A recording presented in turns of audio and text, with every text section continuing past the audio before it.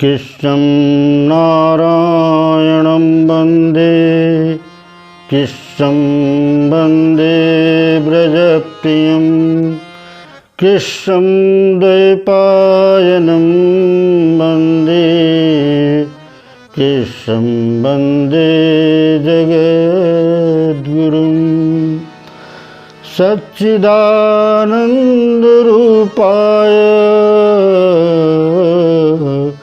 विश्वोत्पत्त्यादिहेतवे तापत्रय विनाशाय श्रीकृष्णाय वयं नमः। परम मंगलमय परात्पर अखिलेश्वर अकारण करुणा वरुणालय भक्तवांछा कल्पतरु भगवान श्री कृष्ण के श्रीमुख से निश्चित गीतामृत का पान करने के लिए हम सभी सविवेक रूप से समुपस्थित हैं। परम ही सौभाग्य का समय है जब हम आज गीता के 6वें अध्याय के 6वें ही श्लोक में प्रवेश करने जा रहे हैं। तो आइए देखें भगवान 6वें अध्याय में, जो कि आत्मसंयम योग से के नाम से कहा गया है, उसमें 6वें अध्याय में अर्जुन को ने मित्र बनाकर समस्त मानव समाज के लिए क्या संदेश दिया है। प्यारे प्रभु प्रेमियों, आइए हम श्लोक का पाठ करें और पुनः उस पर चिंतन करें। बंधुरात्मा मनस्तस्य येनात्मैवात्मना जितः अनात्मनस्तु शत्रुत्वे वर्ते तात्मैव शत्रुवत्। यहाँ पर भगवान कहते हैं, बंधुरात्मा मनस्तस्य येनात्मैवात्मना जितः। प्रत्येक व्यक्ति अपना स्वयं ही शत्रु और मित्र है। बंधु की तरह वह स्वयं अपने आप के लिए वर्तन करता है और शत्रु के लिए भी अपने आप ही वर्तन करता है। तो भगवान ने संकेत किया है कि प्रत्येक व्यक्ति अपने लिए मित्र कब बन जाता है, जब स्वयं से वह अपने मन पर विजय प्राप्त कर लेता है। ये नात्मैवात्मना जितः, स्वयं पर संयम पा लेना, मन पर विजय प्राप्त कर लेना, अपने लिए कल्याणकारक होता है। और वही मन जब जीत लिया जाता है तो मनुष्य के लिए वह मित्रवत व्यवहार करता है और मित्र के समान हो जाता है, उसका कल्याण हो जाता है। परंतु जो व्यक्ति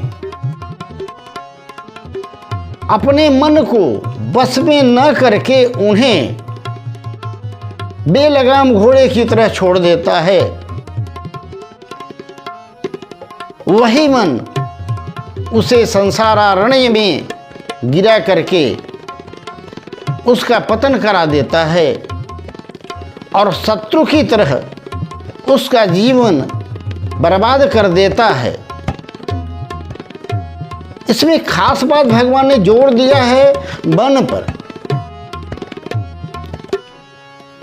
क्योंकि मनः एव मनुष्याणां कारणं बन्धमोक्षयो बद्धं तु विषयासक्तं मुक्तः निर्विषयं मनः। मनुष्य के बंधन और मोक्ष का कारण मन ही है। अक्सर लोग संसार में अन्य लोगों को अपना शत्रु अथवा मित्र मानते हैं।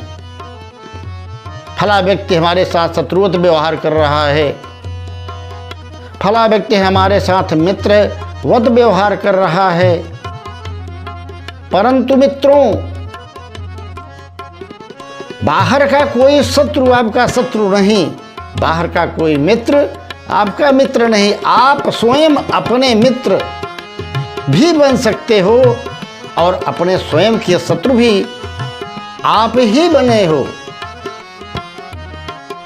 जब आप मन को जीत लेते हो, मन सहित समस्त इंद्रियों पर विजय प्राप्त कर लेते हो, तो आप सच्चिदानंद स्वरूप हो, उन्हीं परमात्मा के अंश हो, चेतन अमल सहज सुख राशि हो, आनंद की राशि हो। जब आप ये मन पर विजय प्राप्त कर लेते हैं तो आपको ईश्वर का अंश होने के नाते सहज ही वह सच्चिदानंद स्वरूप का अनुभव होने लगता है और आप अपने लिए मित्रवत व्यवहार करके अपना कल्याण कर लेते हैं। और आप मन को संसार में जब लगा देते हैं तो संसार के विषयों में फंसकर नाना प्रकार के रागों में बांधकर आपका पतन कराता है, आपको नीचे गिराता है, बांधता है, बांधने का काम करता है। और यह सर्वविदित तथ्य है कि जो व्यक्ति बंधन में है उसे सुख कहाँ, और जो बंधन से मुक्त है, स्वतंत्र है, वास्तव में सुखी वही है। तो जब तक आप अपने मन पर विजय प्राप्त नहीं कर लेते तब तक आप बंधन में हैं। अब भगवान का उद्देश्य भी यही है कि बाहर के लोग आपकी कोई सहायता नहीं कर सकते, आपको स्वयं उठना होगा और प्राण प्रण से संकल्प लेना होगा, हमें अपने मन पर विजय प्राप्त करना है।